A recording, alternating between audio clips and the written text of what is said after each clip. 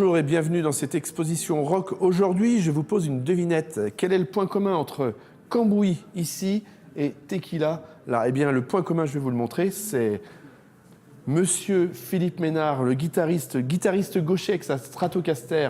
Alors, Philippe Ménard qui joue dans un premier temps dans Cambouis avec un 45 tours, un groupe très court, très éphémère, qui va jouer et qui va faire un seul 45 tours. D'ailleurs, on retrouve notre Albert Chouanet national, monsieur Albert Chouanet, qui était présentateur sur FR3 dans les années 80 et qui faisait une émission rock.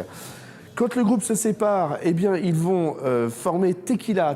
Alors Tequila qui va se faire remarquer et qui est encensé par la presse locale. Pourquoi?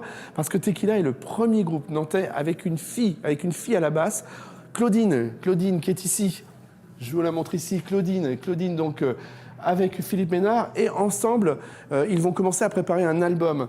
Et ils vont faire une belle rencontre puisqu'ils rencontrent Bobby Bruno, un producteur parisien, qui leur propose de les signer, de faire un album et de faire une tournée derrière.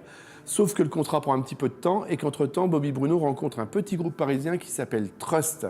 Il craque complètement sur Trust et du coup, il laisse complètement tomber Tequila. Alors, ils auraient pu s'arrêter là. Non, ils ne lâchent rien et ils vont autoproduire leur album. Ils vont l'enregistrer au Studio DB à Rennes et ils vont autoproduire le premier album d'un groupe de rock nantais, un album 33 tours, avec beaucoup de rébellion, avec beaucoup de haine dans cet album. Un vrai disque de rock des années 80.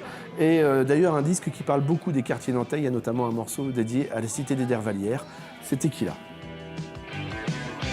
L'overdrive est passé, je peux plus m'arrêter. Il est trop tard pour reculer. Les voisins peuvent bien hurler, la police bien chargée. Je veux encore jouer, je veux encore jouer.